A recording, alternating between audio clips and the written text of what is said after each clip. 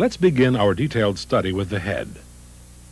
There is a relatively wide variety of head types in this breed. It's important to remember that the head must always be in proper proportion to the body. The head is clean cut, neither too light nor too heavy. You can see here that this well-proportioned head has a reasonably broad skull, slightly round on top and arched on the side. The occipital bone should not be very conspicuous. There is a very slight stop and a slight furrow between the eyes. See how the foreface rises gradually from nose to forehead. This lovely head of a different type is clean and well proportioned.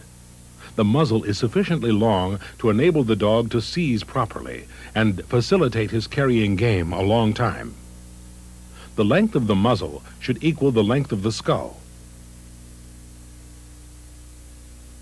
But this dog has a plain head. There is not enough brow, and he lacks underjaw, making his muzzle appear pointed. It is a faulty head. And this dog's foreface rises too steeply to the forehead. There is too much stop. Although the rise will be more pronounced in dogs than in bitches, this much rise is not correct. What about this muzzle? It appears to be too short for the length of the skull. Remember, the length of the muzzle should equal the length of the skull. The lips are full and deep, like this, never fluey. The chops do not fall over too much, but form a proper fold in the angle. The jaw is powerful, and the muscles well developed. This dog has heavy flews. He is very lippy.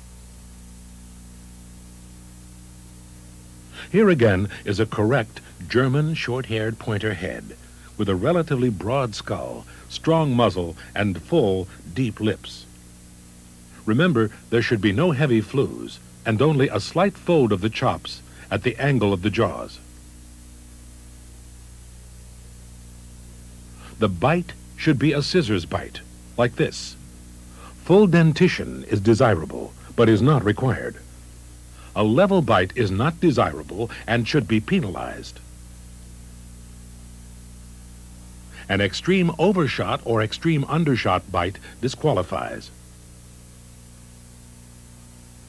The nose is brown, the larger the better, with nostrils well opened and broad.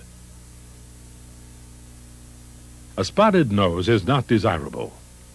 A flesh-colored nose is a disqualification. The keen expression of the German short-haired pointer comes in part from correct eye shape and placement. These eyes are correct. Medium size, neither protruding nor sunken. The eyes are almond-shaped, not circular.